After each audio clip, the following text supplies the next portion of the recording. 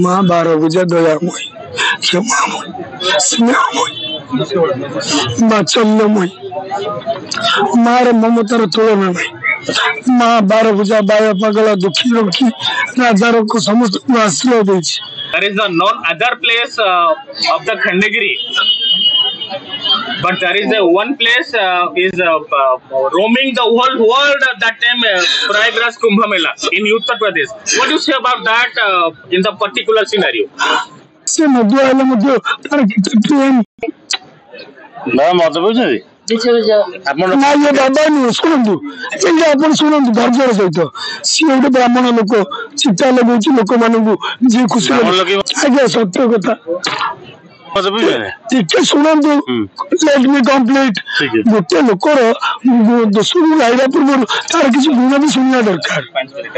चंद्र मध्य कौन अछि हर मानव उपकारी है हर वृक्ष उपकारी है सीधा जीवन में कौन अन्याय करले से साधु मान को गोड़ सेवा करछि Siya Ram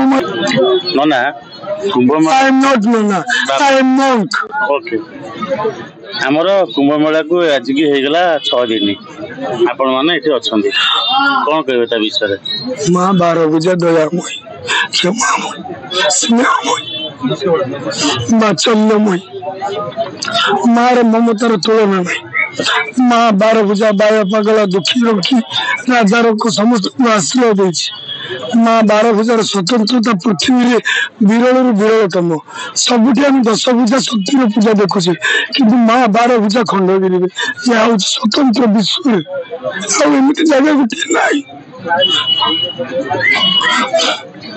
Baba, you think that there is no other place of the Khandagiri, but there is one place is roaming the whole world at that time, Prayagraj Kumbh Mela in Uttar Pradesh. What do you say about that in the particular scenario? I want to say that No, we go for the Odia place. Prayagraj Kumbh Mela जो दिव्य अनुभूति साधु मानकर प्रेम साधु मानकर आचरण उच्चारण तांकर गुरु शिष्य परंपरा तांको ग्रुप में केते सुंदर तैयारी होइछ। गोटे गोटे शिष्य पछरे तार गुरु रहछन गोटे शिष्य को देखले ये बाई जोगी पिला दिन बाबाजी अपन के तांको कथा हुंतु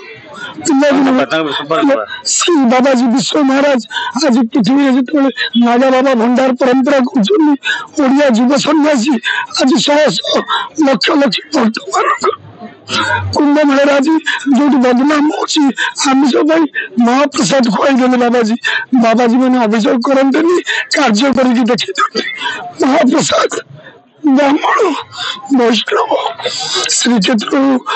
खंडगिरी मटन नुहे महाप्रसाद खइबा दरकार मे भी आपण कथा सत हेची केदूर आपण भाबुचन से कथा सत हेची बोली आपण आम चैनल माध्यम रे कहितिले आगे ताई जी कि आपण तार नहुना से मध्य आले मध्य तार ट्रेन ना मत बुझे आपण ना ये बाबा नु सुनंदु एंगे आपण सुनंदु धैर्य सहित सी गोटे ब्राह्मण लोक चिता लगौछि लोक मानकु जे खुशी लगे मत बुझे ठीक सुनंदु लेट मी कंप्लीट गोटे लोकर दोषु गाइरा पूर्व तार किसी गुण भी सुनना दरकार।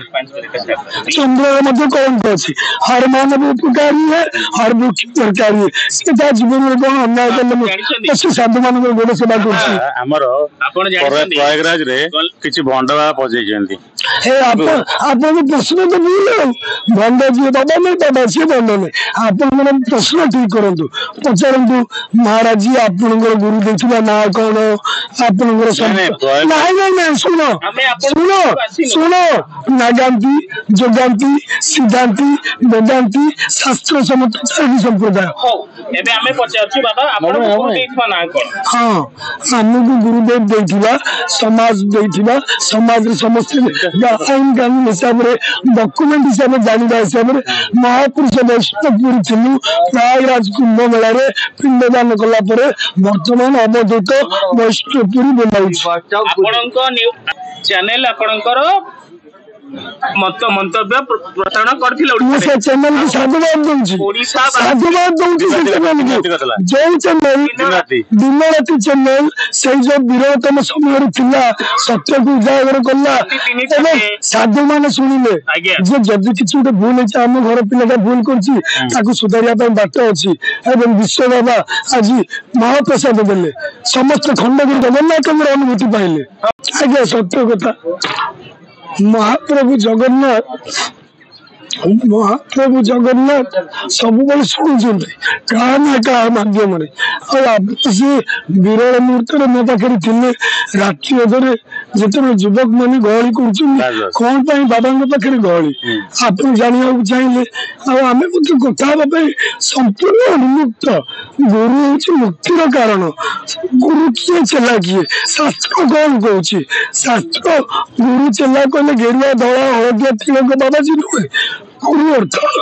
अंधकार उज्जवल को नहीं जाए शब्द गुरु श्रुति चेला आप जो प्रश्न पचार आप गुरु जदि मुझे उत्तर देदेली मु गुरु जदि मुझे प्रश्न उत्तर न दे पारि मुझे आपको शिष्य तुलसीदास महाराज सब संसार को प्रणाम कर राममय जग जानी जोड़ कर जुग पानी भक्तर देखु सी भी कहना चाहिए।